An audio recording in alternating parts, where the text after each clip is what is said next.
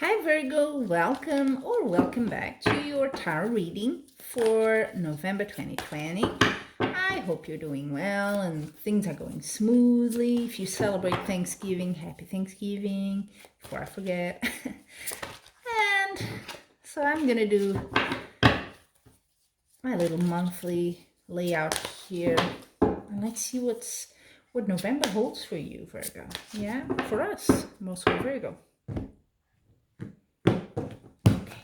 So it'll be one column per week of November. So 4, 3, 4.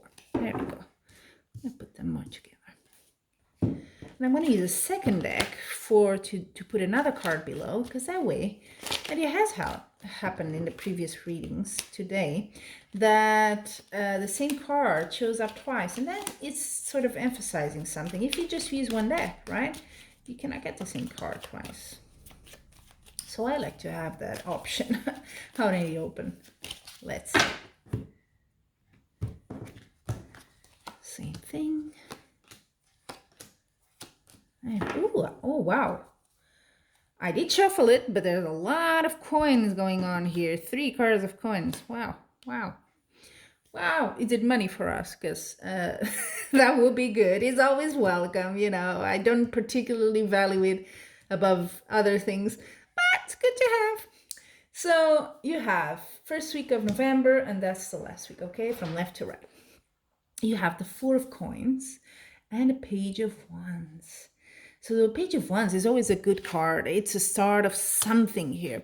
And this something is not a relationship. It's not that sort of thing. It's more a career, a business, something to do with money. Yeah? You're very much in control of this. You're kind of managing it, very, we Virgos do tend to have a tight grip on our stuff, right? So we kind of like to directly manage things, and you're having that. You're taking that chance with both hands, and you're going for it. Ah, good. Ooh, look at that. Second week of November, like that. If it's a business you're doing or a new venture or a new job, this is a card to have. You have the Fool. When I started doing tarot long, I don't want to say my age, but I started young. I started as a teenager.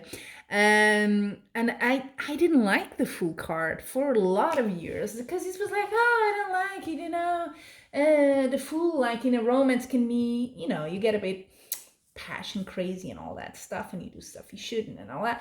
Well, I don't like that kind of, the Virgo in me was like, I don't like that loss of control over myself. It's not good. But guess what? Now I do like it. So this is a sort of the surprise card. It's you taking a leap into the unknown. You're taking that first step. You don't know what's coming, but this is what you want. This is what you feel in your life right now you need.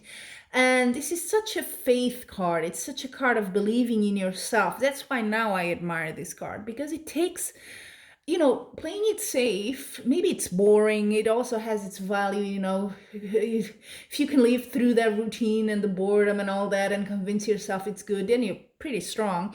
But if you can go out of that box you've put yourself in, and you can say, I'm gonna, I know there's risk. I know I'd probably be safer and have much more money or whatever security in that situation, how I am now, but I'm willing to try something new. And that's the Fool here for you. So very much in tune with the page of wands, a start of something here, something new. And look at that, 10 of Pentacles. So whatever it is, money is going to come in. It's going to be successful for sure. Nice.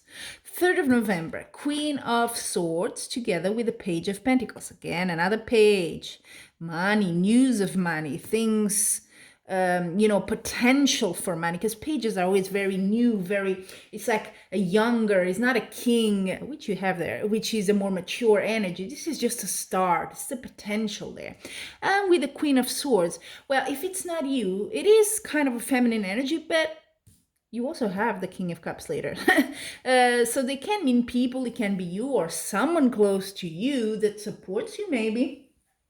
Maybe this person brings you news of, There is this opportunity coming here. Do you want to take it? There's potential for this. So it could be someone that advises you. Whatever it is, this is a very rational energy, the Queen of Swords. You see how she has that sort of judgment. She's like a judge, right?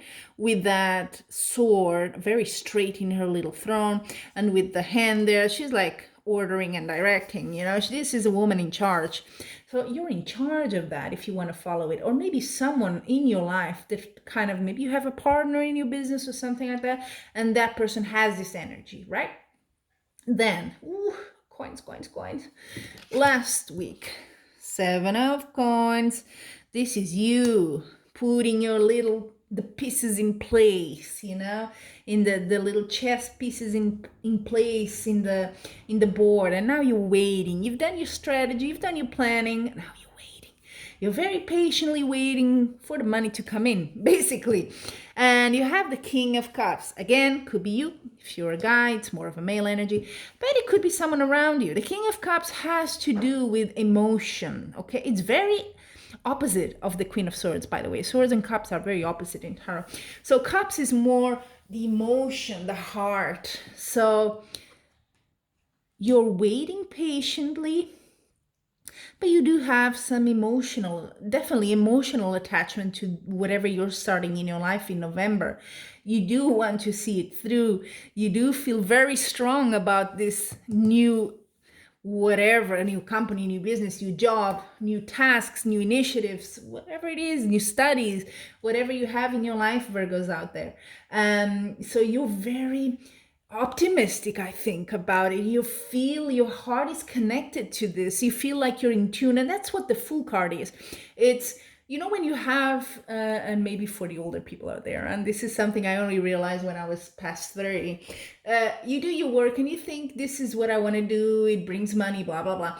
But then there's something changes, and you're kind of like, I've done this and it's fine, but my heart is somewhere else and I want to do that. And for some people it works. To me, it doesn't matter if it works or not, because you're just following what you want. If it doesn't work, you can always go back to whatever you were doing in most cases. So yeah, this also, and I'm taking a bit of time here, sorry for that, but the Fool for me is such a strong card as well in the context we're living, right? And I find, at least personally, and I've also talked with a lot of people during this, period, very difficult year of 2020. And you would think that the state of the economy and all that, and how it impacts our jobs and so on, and people, the health situation, people losing family members and so on, it's really hard. And you would think that people would just go into sort of a depressive state, and many have. But there's others that, sometimes these kind of very deep, impactful situations, they kind of put you against the wall and make you face not only your fears, but if you can conquer them, there's your strength. You find what you're good at, what you really want to do. And there's an extra energy to do that, to just go through with it, because it's a sort of now or never energy. And this sort of radical contexts and situations we're living, in our lives, most of us, we've never lived something so radical, right? Like this virus and all that. This is bringing us to extremes. This is making us, some people, all of us, have been impacted. We get sad, we get depressed, we get angry. There's all sorts of phases, and each person is different, and there's no wrong or right. But some of us get pushed to do certain things that we never thought we would do. And we're quite happy doing it. So I think you're one of those. I very much identify with this reading, and I can tell you now. So I do tarot. I have a full-time job, which is completely different from tarot, by the way. So that's why I'm late with your readings pretty much every month. But I just decided to go and do something completely different, which is I'm actually doing, started as a hobby, of course, doing handmade, completely natural soap with Reiki energy in it, since I'm also a Reiki master. So, and this is, it's so much, it brings me so much delight, almost as much as, if not the same, as tarot. So I'm pretty happy that this reading really is echoing my situation now. But it is a general reading, so if it doesn't quite resonate and you're like, oh, no, that doesn't really, no, it doesn't speak to me, don't worry. In some way, maybe the next one will, maybe you were not meant to, maybe it does have a reaction in you and it kind of triggers another thing when you watch this video. So I always ask when I do these readings for the highest good of the person watching, okay? So I'm not saying, oh, I want the truth, the facts for these people. That's not tarot, okay? It's the message I'm conveying to you. My goal here is for it to help you on whatever part of your journey you are, okay? So let's get back to the reading. Let's see here your final message advice. Oh, I actually didn't see at the bottom of, I got so excited with this. Oh, look at that. 9 more pentacles, more money. Ooh, we're swimming in it. This is the card. Oh, I tell you, some of us are really going at it independently. We're really starting something new. It is sort of the card of it, the entrepreneur lady here. Actually, you're independent. You are strong in yourself. You have found your value. You are owning your power. It's very rare to have that feeling and lasting for some time, but we're there. I think November is a strong month for us Virgos. Now let's see the oracle deck here. What's the message and advice for Virgos for November 2020? Yes. Oh, hostilities. Really? I'm gonna take a second one. Let's see what it combines with. I like to have sequences sometimes. There you go. Second chakra, Archangel Ariel. That's the creativity chakra. Also the sexual, by the way.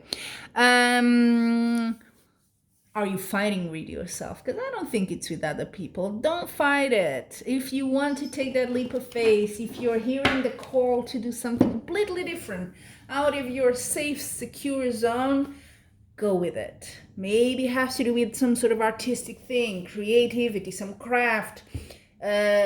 Maybe, why not? Could be even a new relationship, either partnership in business or even love, although I don't see much love here. But, jump into it. Don't be afraid. Don't fight with yourself. Don't be yourself. Virgos are a bit like that. We're very critics of perfectionists, some people say. So let's just get over that, yeah? So there you have it, Virgo. That's your November 2020 tarot reading, and I'm wishing you much love and light.